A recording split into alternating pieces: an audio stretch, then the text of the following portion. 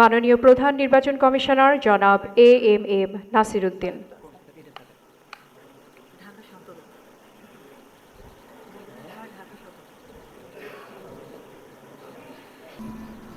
বিসমিল্লাহির রহমানির রহিম। ত্রয়োদশ জাতীয় সংসদের সাধারণ নির্বাচনে নির্বাচিত মাননীয় সদস্যবৃন্দ, আসসালামু আলাইকুম। আপনাদেরকে আন্তরিক অভিনন্দন।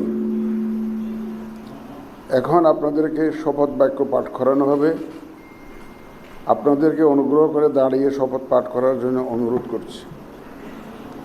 উল্লেখ্য যে আমি শব্দটি উচ্চারণের পর মাননীয় সংসদ সদস্যগণ ডট চিহ্নিত স্থানে নিজের নাম পাঠ করবেন। আমি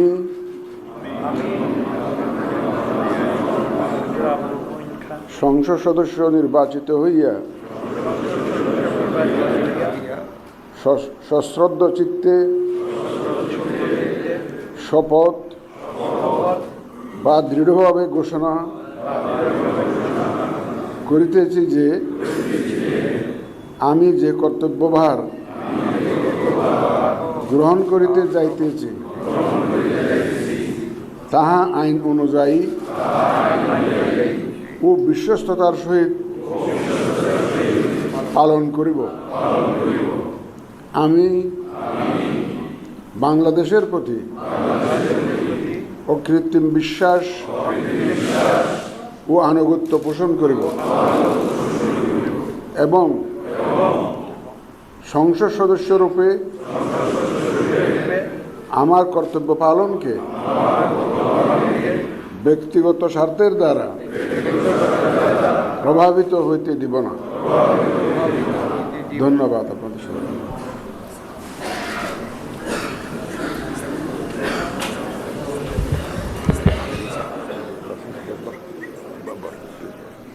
ধন্যবাদ মাননীয় প্রধান নির্বাচন কমিশনার এবং আজকের শপথ পাঠদানকারী জনাব এমএম নাসির উদ্দিন স্যারকে।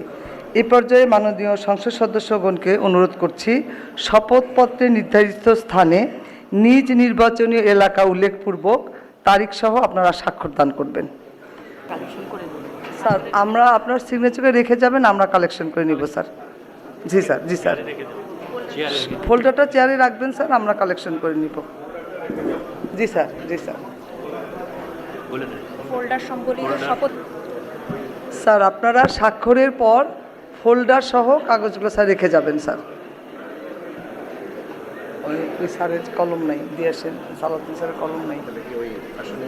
হ্যাঁ হ্যাঁ, কিচ্ছু বলেন না, সবাই সব বুঝে। ওই যে ব্লুটা নিয়ে ঝামেলা হচ্ছে।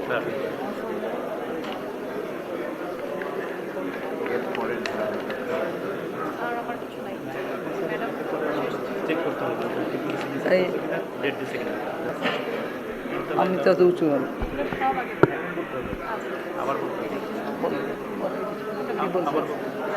সবাই খাওয়ার পরে যে ম্যাডামের এখানেও আছে দুটো ব্যবস্থা আছে যেখানে